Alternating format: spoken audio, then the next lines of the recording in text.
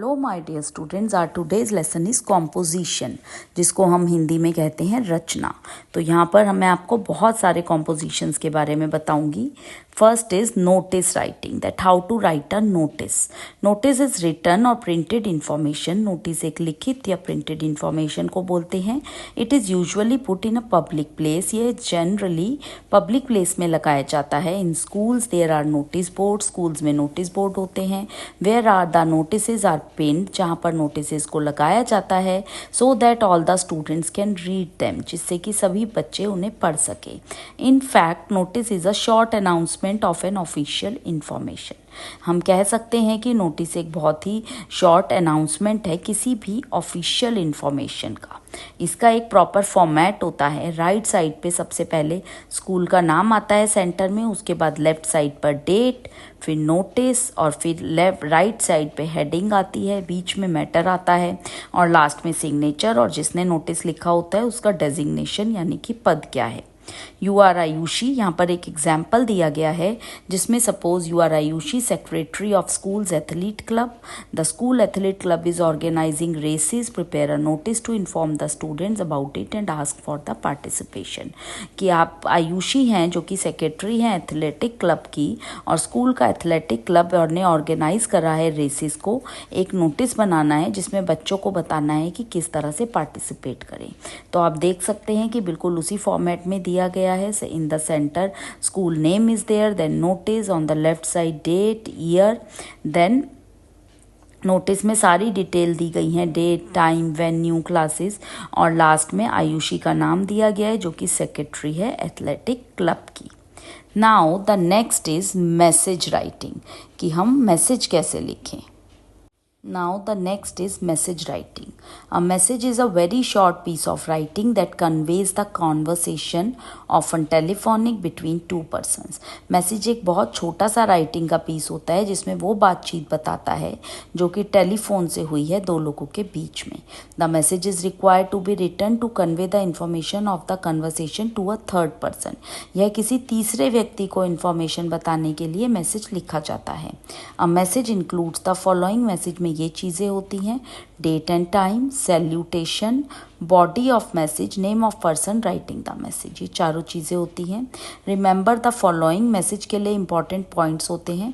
A message does not include the address, message में address नहीं होता। It is written in a box, इसे हमेशा बॉक्स में लिखा जाता है। The message should be clear, message एकदम क्लियर होता है।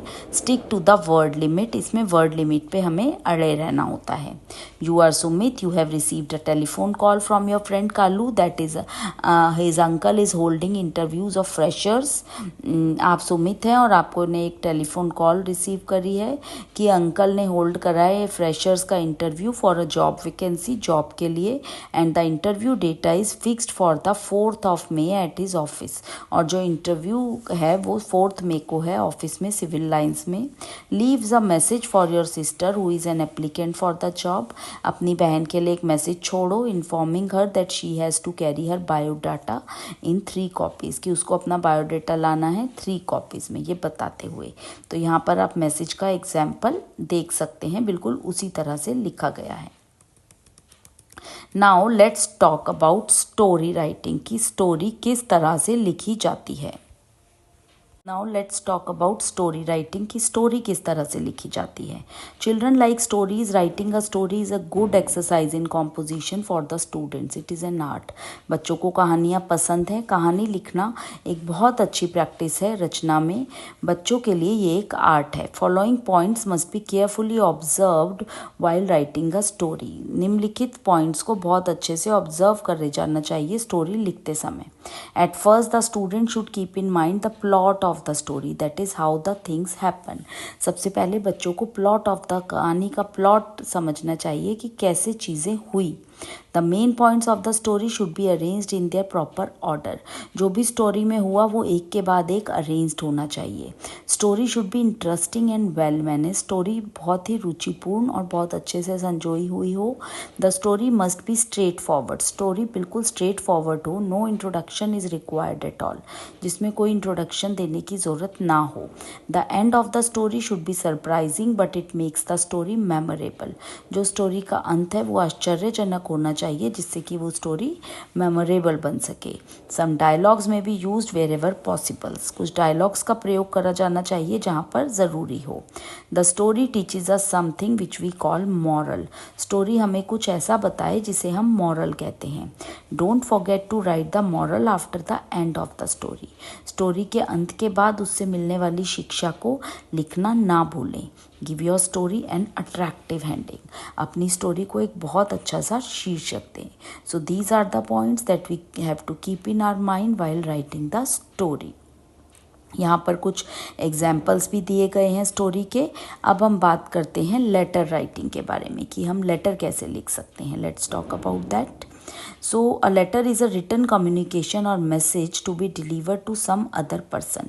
जो लेटर होता है एक वो रिटन कम्युनिकेशन होता है जो किसी और व्यक्ति को दिया जाता है। All of us write letters, हम सभी लेटर्स लिखते हैं। They are written for various reason, अलग अलग रीज़न से। टू एक्सचेंज न्यूज़, कोई सूचना देने के लिए। To inform, to invite, to ask for permission, to order things, इन सब चीज़ों के लिए। We can classify all letters into 4 heads, 4 तरह से बांट सकते हैं। पर्सनल और इनफॉर्मल लेटर, ऑफिशियल, बिजनेस और फॉर्मल लेटर, एप्लीकेशंस और इन्विटेशंस। हम इन 4 तरह से लेटर्स को बांट सकते हैं। पर्सनल और इनफॉर्मल में जैसे फ्रेंड्स को, रिलेटिव्स को। ऑफिशियल में like those written to employers को या कुछ ऑर्डर करने के लिए। Application written to ask for permission, मांगने के लिए एप्लीकेशन लिखते हैं। इन्विटेशन टू इनवाइट पीपल, लोगों को आमंत्रित करने के लिए। जो मेन पार्ट्स होते हैं लेटर के वो होते हैं sender's address, this is the address of the sender, इसमें भेजने वाले का एड्रेस होता है। डेट, डेट होती है कि किस दिन पर ये लेटर लिखा जा रहा है। सैल्यूटेशन, ये लेफ्ट में होता है। It generally brings with dear, my dear, respected, इसमें ज़्यादातर ये होता है फॉर्मल में। और इनफॉर्मल में हाय या हेलो भी हो सकता है।